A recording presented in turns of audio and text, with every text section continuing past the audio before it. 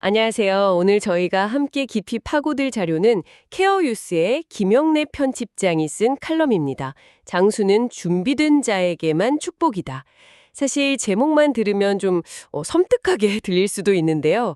우리 모두 오래 살고 싶어는 하지만 막상 그 늘어난 시간의 끝이 어떤 모습일지에 대해서는 좀 애써 외면하는 게 아닌가 그런 생각이 들더라고요. 네, 맞습니다. 오늘 분석할 내용은 단순히 오래 사는 법에 대한 이야기가 아니죠. 이 칼럼은 의학기술의 발전이 우리에게 준 장수라는 동전의 뒷면, 그러니까 장수 리스크라는 그림자를 아주 정면으로 다루고 있어요. 장수 리스크요? 네, 특히 노인이 노인을 돌보는 노노케어라는 어쩌면 우리 사회의 가장 아픈 현실에 파헤치면서요.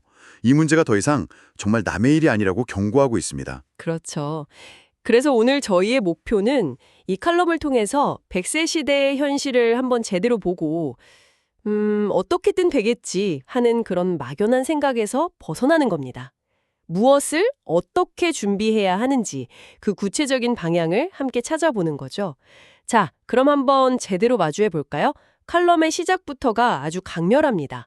평균 수명은 늘었는데 건강하게 사는 기간, 그러니까 건강 수명과의 격차는 오히려 더 벌어지고 있다. 이런 진단으로 시작하거든요. 네. 결국 누구나 생애 마지막 몇 년, 길게는 십수년은 누군가의 돌봄을 받아야 한다는 건데 핵심은 그 돌봄의 책임이 지금 누구에게 가고 있냐는 거죠. 바로 그 지점에서 칼럼은 노노케어라는 키워드를 꺼냅니다. 아, 노인이 노인을 돌보는 거요? 네, 과거 대가족 시대에는 자녀들이 노부모를 부양하는 게 당연한 도리처럼 여겨졌잖아요. 그랬죠. 하지만 칼럼은 저출산, 핵가족화라는 이 거대한 사회구조의 변화가 그런 전통적인 가치관을 더 이상 유지할 수 없게 만들었다고 아주 날카롭게 지적해요. 맞아요.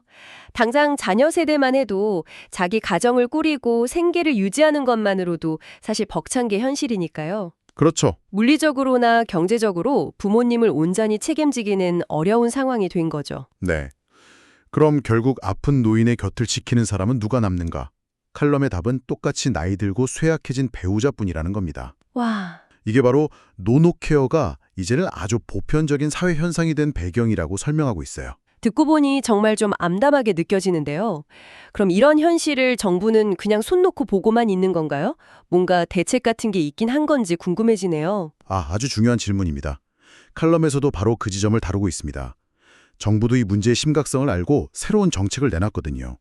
2026년 3월 27일부터 전국적으로 시행되는 법인데 의료, 요양 등 지역 돌봄의 통합 지원에 관한 법률, 줄여서 통합돌봄지원법이라는 겁니다. 통합돌봄지원법이요? 이름은 좀 거창한데 구체적으로 어떤 내용인가요? 이 정책의 핵심 목표는 지역사회 계속거주, 영어로는 에이징 인 플레이스라는 개념으로 요약할 수 있어요. 지역사회 계속거주. 네, 이게 굉장히 중요한 패러다임의 전환인데요. 이전에는 몸이 아프거나 쇠약해지면 자연스럽게 요양병원이나 요양원 같은 시설로 들어가는 걸 생각했잖아요. 그렇죠. 보통 그렇게 생각하죠. 하지만 이제는 가능한 한 오랫동안 살던 집, 그 익숙한 동네에서 노후를 보낼 수 있도록 지원하겠다는 겁니다. 컬럼의 표현을 빌리자면 서비스를 집으로 배달해 드릴 테니 시설에 가지 마세요. 이게 정부의 핵심 메시지인 셈이죠. 서비스를 집으로 배달해준다. 굉장히 솔깃한데요. 예를 들면 어떤 서비스들인가요? 구체적인 서비스 내용도 아주 흥미롭습니다. 거동이 불편하면 의사가 직접 집으로 찾아오는 방문 진료를 확대하고요. 아, 의사가 직접요? 네. 그리고 간호사가 방문해서 욕창 치료나 투약 관리 같은 전문적인 케어를 해주는 통합 재가 서비스도 제공합니다. 또 병원에 갈 때 동행해주거나 도시락을 배달해주는 식사 및 이동 지원 같은 생활 밀착형 서비스도 연계해주고요. 와, 이 모든 것의 목표는 명확해요. 가족에게 모든 책임을 떠넘기는 게 아니라 전문가의 방문 횟수를 늘려서 가족의 부담을 덜어주겠다는 거죠. 아니 잠깐만요. 그렇게 들으면 정말 좋은 정책 같은데요. 의사, 간호사가 집으로 와주고 식사나 이동까지 도와준다면 가족 부담이 확 줄어들 것 같은데? 근데 컬럼은 이 정책에 대해 긍정적으로만 보고 있지는 않은 것 같네요. 바로 그 점이 이 컬럼의 통찰력이 돋보이는 부분입니다. 정부의 이상적인 의도와는 달리 현실적인 허점이 분명히 존재한다는 걸 짚어내거든요. 바로 서비스가 없는 공백 시간의 문제입니다. 서비스가 없는 공백 시간이요? 그게 무슨 뜻이죠? 한번 생각해보면 간단합니다. 의사나 간호사, 요양보호사 같은 전문 인력이 24시간 내내 환자 곁에 상주하는 게 아니잖아요. 아, 그렇겠네요. 하루에 한두 시간, 길어야 서너 시간 방문하고 돌아가겠죠. 그럼 그분들이 없는 밤 시간이나 주말 같은 공백기에는 누가 환자를 돌봐야 할까요? 아, 결국 함께 사는 배우자가 그 모든 부담을 고스란히 떠안아야 한다는 겁니다. 그건 좀 역설적인데요. 가족 부담을 덜어주려는 정책이 어떻게 오히려 부담을 더 키울 수 있다는 거죠? 잘 이해가 안 가네요. 칼럼은 그 지점을 정확히 지적하고 있어요. 이전에는 감당이 안 되면 시설 입소라는 선택지가 있었는데 이제 집에서 노후를 보내세요라는 정부의 메시지가 강화되면서 오히려 시설로 모시는 것을 불효처럼 여기게 될 수 있다는 거예요. 아, 그럴 수 있겠네요. 결국 서비스가 촘촘하게 짜여 있지 않으면 그 비어있는 시간의 부담이 온전히 배우자에게 전가될 위험이 있다는 거죠. 집에서 노후를 보내세요라는 말이 자칫하면 집에서 배우자가 모든 걸 감당하세요라는 말과 동의어가 될 수 있다는 아주 냉엄한 경고를 보내고 있습니다. 와, 그렇게 생각하니 정말 아찔하네요. 좋은 취지로 시작한 정책이 현실에서는 전혀 다른 결과를 낳을 수도 있겠다는 생각이 듭니다. 그렇다면 칼럼에서는 이 노노케어가 돌보는 배우자에게 실제로 어떤 고통을 주는지에 대해서도 구체적으로 다루고 있나요? 네, 아주 생생하게 묘사하고 있습니다. 이건 단순히 좀 힘들다 수준의 이야기가 아니에요. 첫째로 신체적, 정신적 소진입니다.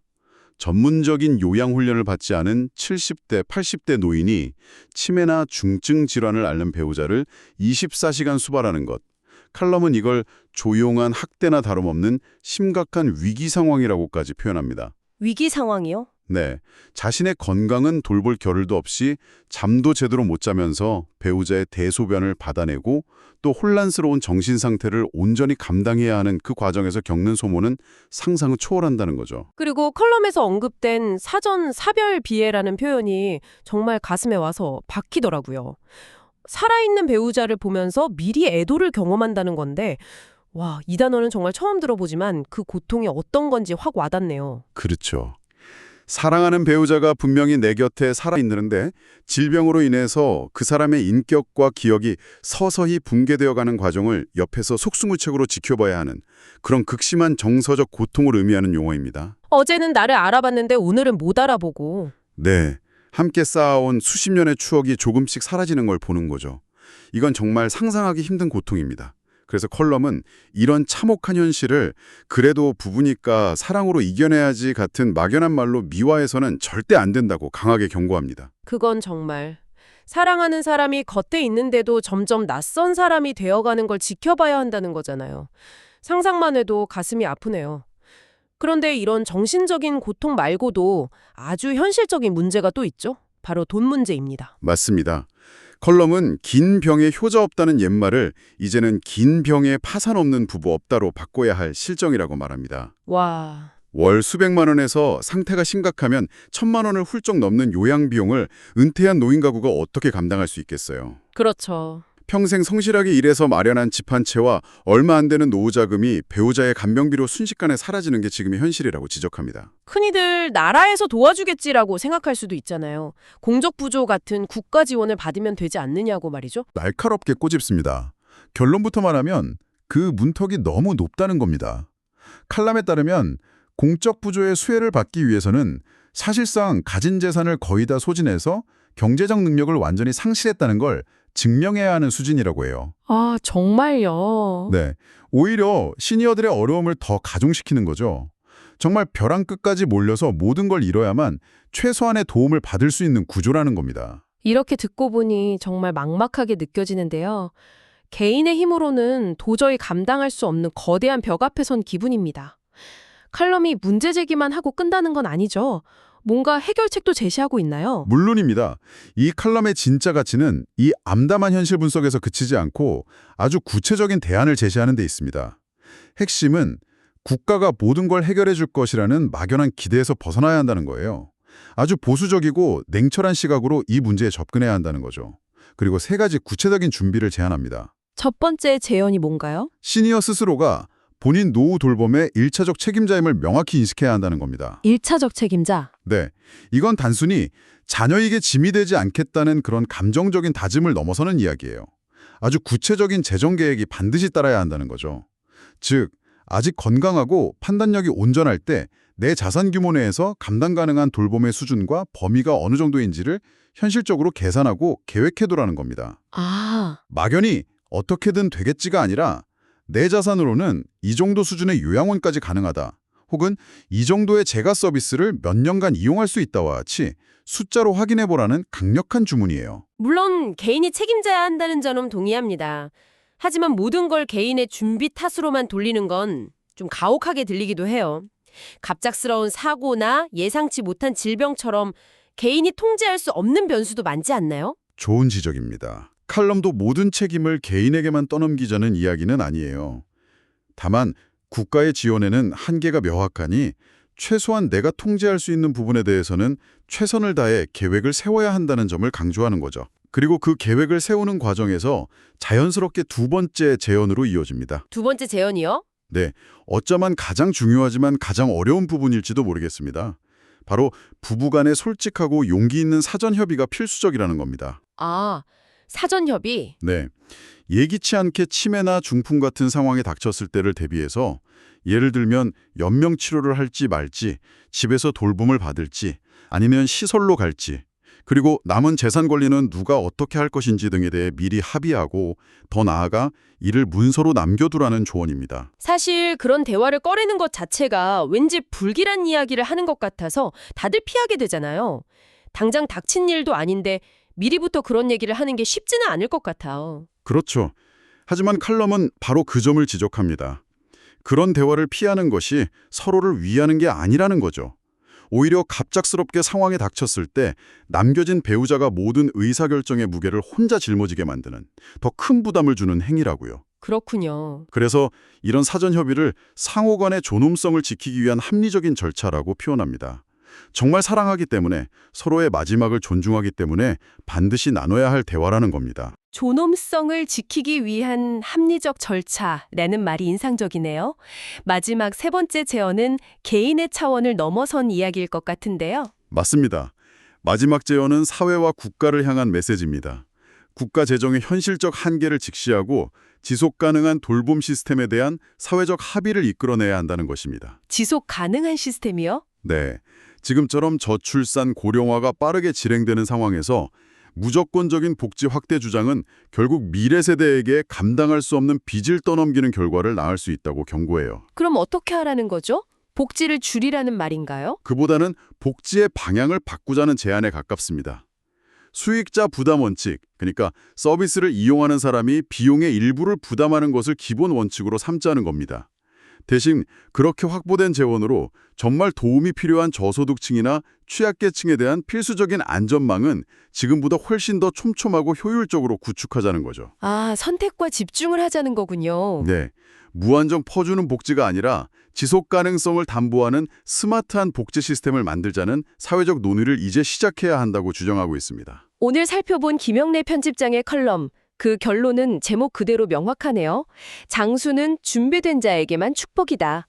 준비 없는 노후는 나 자신뿐만 아니라 내가 가장 사랑하는 배우자와 자녀의 삶까지 위협하는 거대한 리스크가 될 수 있다는 정말 강력하고도 현실적인 메시지였습니다. 칼럼의 마지막 문장에 특히 오랫동안 기억에 남습니다. 단순히 노쇠해 가는 배우자를 보며 안타까워하고 슬퍼하는 그런 감정적 대응만으로는 이 복잡하고 거대한 문제를 결코 해결할 수 없다는 것. 지금 우리에게 필요한 것은 냉철한 이성으로 현실을 직시하고 나와 내 가족의 존엄한 마무리를 위해 스스로 계획하고 준비하는 책임 있는 태도라는 대목입니다. 그리고 그것이야말로 진정으로 배우자를 보호하고 가정을 지키는 길이라는 그 말에 깊은 무게가 느껴지더라고요. 네. 칼럼은 개인이 그리고 부부가 무엇을 해야 하는지 명확히 제시했습니다. 동시에 정부 정책의 이상과 현실의 간극도 날카롭게 짚어주었죠. 오늘 이 이야기를 들으시면서 당신의 미래, 그리고 당신이 사랑하는 사람들의 미래에 대해 생각해 보셨을 겁니다. 마지막으로 이런 질문을 던져드리고 싶습니다. 혹시 당신의 노후, 만약에 대비해 가족이나 배우자와 미뤄두고 있는 대화가 있나요? 만약 있다면 오늘 저녁 그 대화를 시작하는 것을 가로막는 것은 무엇인가요?